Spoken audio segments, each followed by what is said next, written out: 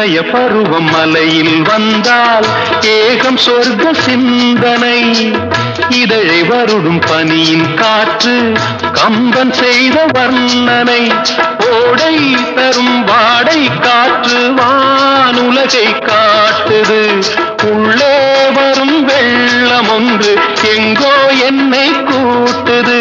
மறவேன் மறவேன் அற்புத காட்சி செந்தாழம் பூவில் வந்தாடும் தென்றல் என் மீது மோதுதம்மா.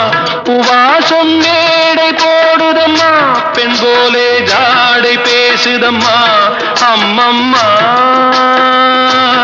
ஆனந்தம், அம்மம்மா